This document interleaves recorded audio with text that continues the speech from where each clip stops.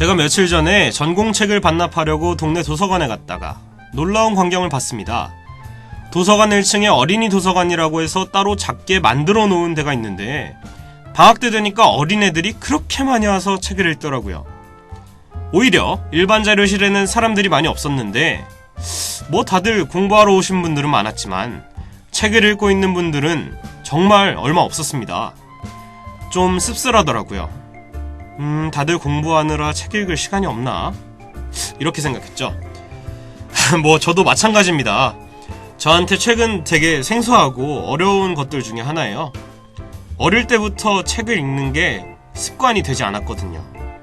누가 읽으라고 강요하면 그렇게 또 읽기가 싫어요. 그래도 누가 책 내용을 잘 설명해 주거나 아니면 야 이게 재밌다 이렇게 하면 마음이 살짝 움직이더라고요. 그래서 저는 요즘에 책을 추천해주는 몇몇 분들 덕분에 몇 개월에 한 번 정도는 책을 읽기 시작했습니다. 저 같은 분들이 의외로 많을 거라고 생각해서 시작한 독한 서재. 제 생각이 맞나요?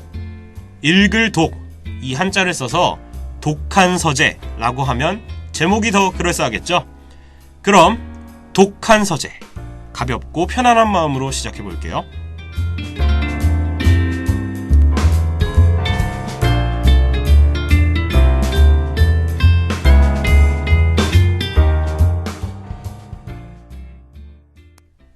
네, 오늘 독하게 빠져볼 책. 위대한 개츠비. 작가는 F. 스콧 피츠제럴드입니다. 이름이 상당히 어려운데 이 책은 시대적 배경이 굉장히 중요한 부분을 차지하는 것처럼 보이는데요. 1920년대, 그러니까 제1차 세계대전이 끝나고 얼마 안 된 시기입니다. 그때 미국은 경제적으로 대성황을 이뤘는데요. 정말 저희가 생각할 수 없을 정도로 부유해졌던 시기라네요. 산업이 급격하게 발달하고 그래서 아메리칸 드림이라는 키워드가 생길 정도로 정말 미국은 꿈의 세상이 된 것처럼 화려해집니다. 이 시대를 표현하는 몇 가지 단어들이 있는데요.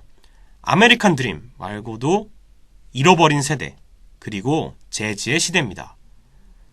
일단은 왜 잃어버린 세대라고 하냐면요.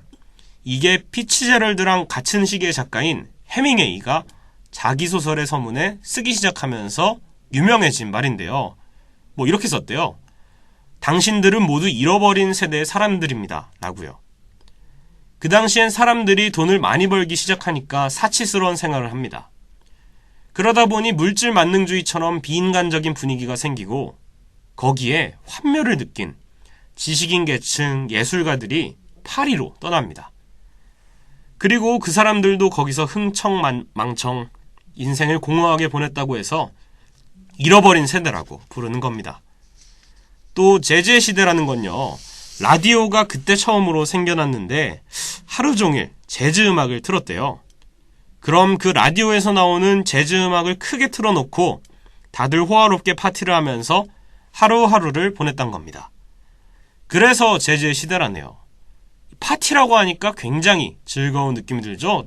저도 파티 참 좋아하는데요. 이 책에 나오는 주인공 개츠비도 매일 파티를 엽니다. 그만큼 부자였다는 거죠. 저도 부자였으면 얼마나 재밌겠어요. 맨날 맛있는 음식에 술도 진탕 마시고 집 앞에 정원에선 불꽃놀이하고 화려한 조명, 분수 이런 것들을 그냥 매일 다 볼 수 있는데 어마어마했겠죠. 그런데 이런 개츠비의 사치스러운 파티는 이 당시 시대상을 잘 보여주는 장치라고 할 수 있다네요.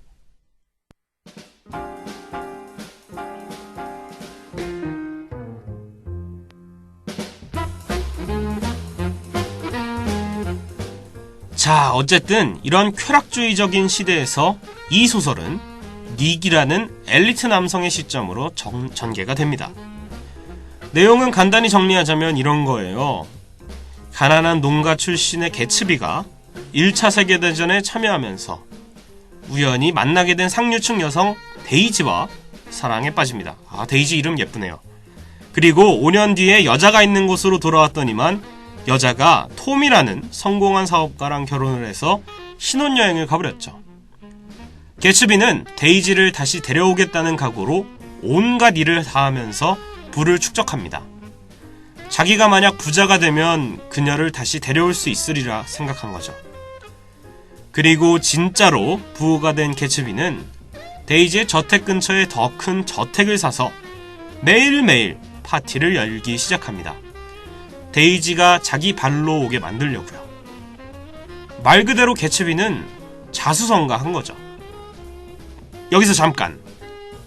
제가 책을 보면서 조금 이상했던 게 왜 개츠비는 굳이 자신의 전 여자친구를 되찾으려고 했을까 합니다. 아니 돈도 많아, 미남이야, 자수성가했어. 뭐가 부족해서 자기를 배신했던 데이지를 다시 만나려고 하는 걸까요? 그것도 온갖 고생을 당하면서 말입니다. 과연 개츠비는 엄청난 사랑꾼인 걸까요?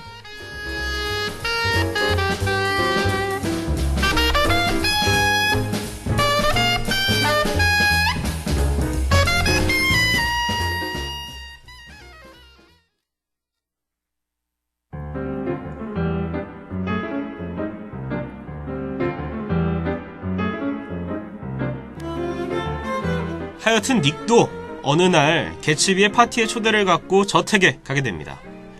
거기서 개츠비와 꽤 가까운 사이가 되죠. 사람들은 개츠비가 독일에서 온 스파이, 주류밀매업자, 범죄자라면서 여러 가지 풍문을 퍼뜨리고 다니지만 닉만큼은 그의 진짜 리얼한 모습을 알아내기 위해서 노력합니다. 그리고 결국에는 이 모든 재산과 노력이 다 데이지 때문이었다는 걸 알게 되죠. 데이지는 사실 닉과 육촌지간입니다. 개츠비는 결국 닉의 주선 덕분에 그토록 오매불만 기다리던 데이지를 만나게 되죠. 자, 여기서 데이지라는 이름은 주목해볼만 합니다. 데이지는 꽃이죠. 즉 식물의 이름인데 이건 당시 상류층 사람들을 은근히 비유하는 뜻으로 쓰인 것 같습니다. 그땐 상류 문화가 심하게 발달한 상태였다고 해요.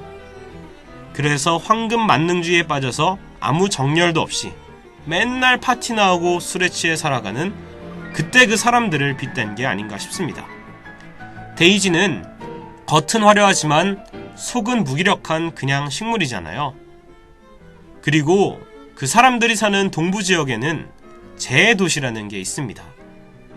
잿더미처럼 황폐하고 비인간적으로 변한 그 지역의 모습을 상상하게 되죠.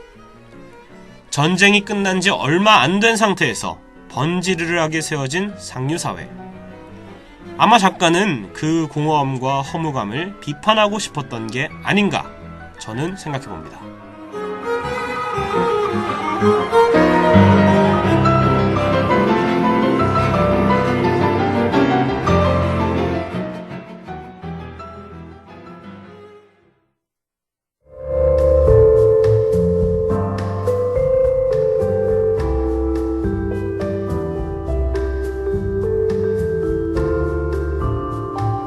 데이지는 자신의 화려한 생활을 그대로 유지시켜줄 사람이 필요했습니다.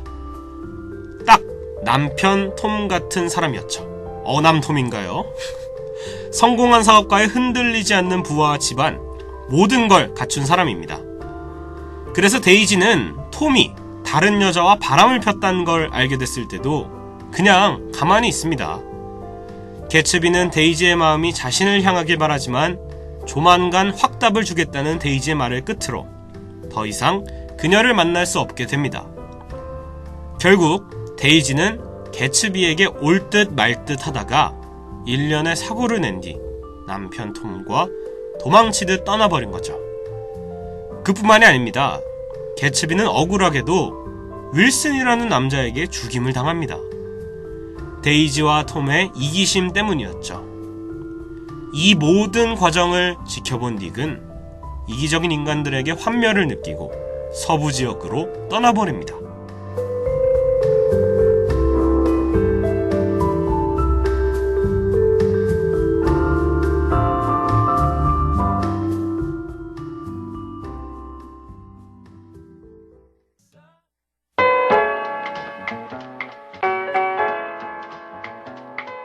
Lately, we from within have been talking about this. It would be nice to hear this and hear that. 왜 이 책의 제목은 위대한 개츠비일까요? 대체 개츠비의 어떤 면이 위대하다고 볼 수 있을까요? 자, 그럼 제가 한번 생각을 해보겠습니다. 먼저 개츠비는 자신의 출신과 학력을 극복해서 진정으로 자수성가한 사람이었습니다. 물론 때로는 좋지 않은 방법으로 돈을 벌기도 했었죠. 어쨌든 자신의 조건을 극복하고 정열적으로 살아왔으니까요. 그래서 이 개츠비란 인물은 남이 나를 화려하게 만들어주기를, 내 집안이 날 먹여 살려주길 바라는 식물 같은 사람과는 달랐습니다. 요즘으로 따지면 이 금수저보다는 흙수저에 가까웠던 인물이겠죠. 그는 데이지라는 사랑하는 사람을 얻기 위해서 열심히 달려온 거죠. 그런데 개츠비가 평생 동안 사랑했던 데이지란 여자는 수동적인 사람이었습니다. 겉모습은 예쁘지만 사실은 허영과 사치에 사로잡혀 있는 무기력한 여자인 거죠. 자신을 보살펴줄 든든한 뒷배경의 남자가 없어선 안 되는 그런 거예요. 나라와 연관지어서 생각해보면 재밌는데요. 미국은 아메리칸 드림이란 말처럼 화려한 꿈의 나라였지만 결국 근본적으로는 노예와 원주민 학살이란 배경, 이 배경 위에 세워진 나라였죠. 데이지 또한 이렇게 허상에 불과한 여자였던 겁니다.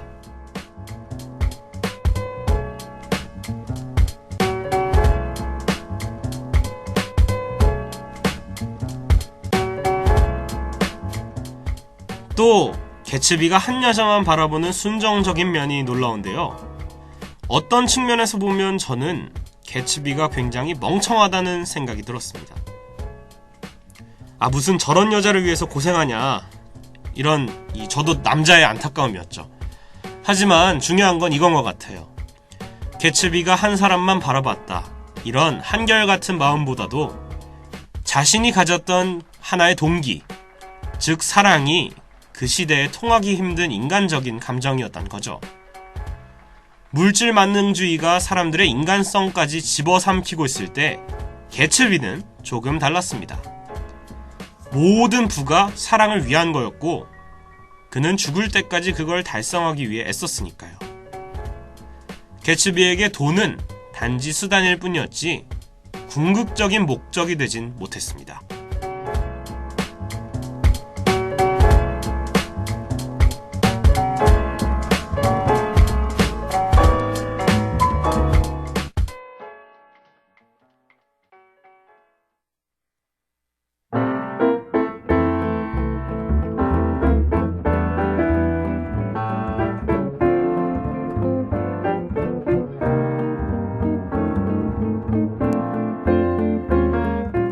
이 책이 저한테 재밌게 다가왔던 이유는 이 내용이 어떤 관점에서 보느냐에 따라서 할 말이 많아지는 것 때문인데요. 저는 이 책을 읽은 친구랑 잠깐 대화하다가 개츠비가 그렇게 순정을 바칠 수 있었던 이유는 데이지가 아마 개츠비의 첫사랑이라 가능했을 거란 얘기를 들었습니다. 전 아주 동의하진 않지만 어쨌든 첫사랑이란 이유가 중요했을 수도 있다는 생각이 조금은 들었습니다. 이 책에 이런 장면이 나오죠. 닉이 개츠비가 그토록 원하던 데이지와의 만남을 성사시켜주려고 데이지를 개츠비의 저택에 데려옵니다.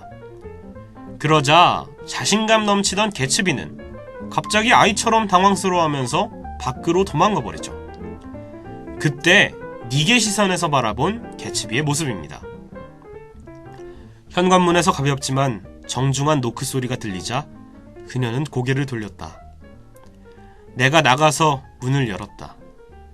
개츠비가 시체처럼 창백한 얼굴에 양손을 마치 무슨 아령이라도 쥔 듯이 상의 주머니에 집어넣은 채 눈에 눈물이 그렁그렁한 침울한 얼굴로 나를 바라보고 있었다. 이 장면은 개츠비가 데이지 앞에서 얼마나 한없이 아이 같아지는지를 잘 보여줍니다.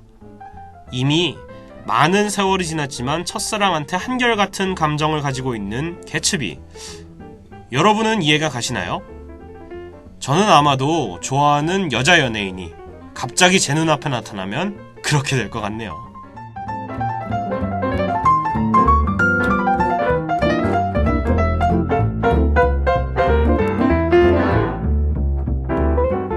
또 다른 관점에서 보면 이 기회라는 게 얼마나 중요한지도 생각해 볼 수 있을 것 같은데요. 젊은 시절에 만났던 데이지가 세월이 흐른 뒤의 데이지와 같을 수는 없습니다. 당시에는 못 모르고 서로 잘 만났지만 시간이 지나면 자연스럽게 변할 수 있다는 거죠. 그러니까 지금 놓치기 싫은 인연이 있다면 여러분 잘 잡아야 하지 않을까요? 개츠비의 마음만큼은 한결같았지만 데이지까지 흐르는 세월을 이겨낼 수는 없었습니다.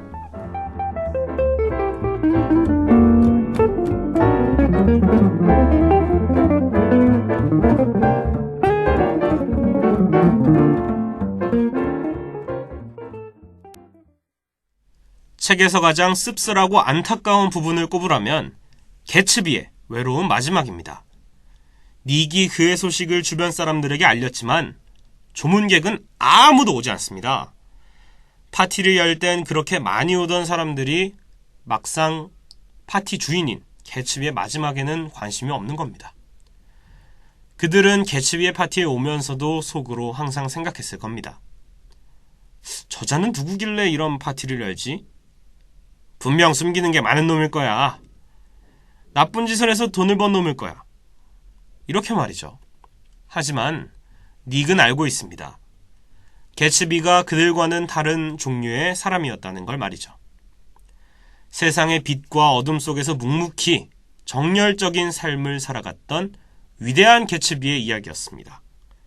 그럼 이 위대한 개츠비와 어울리는 노래 한 곡 듣고 다시 돌아올게요.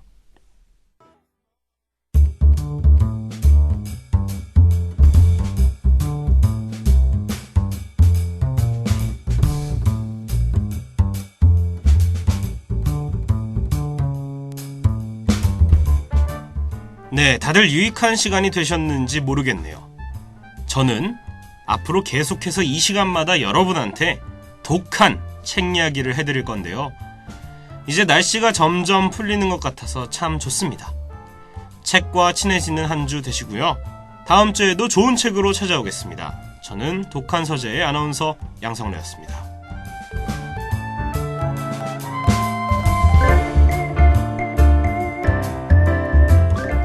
지금까지 제작 김주미, 기술 고승범, 진행의 양성래였습니다.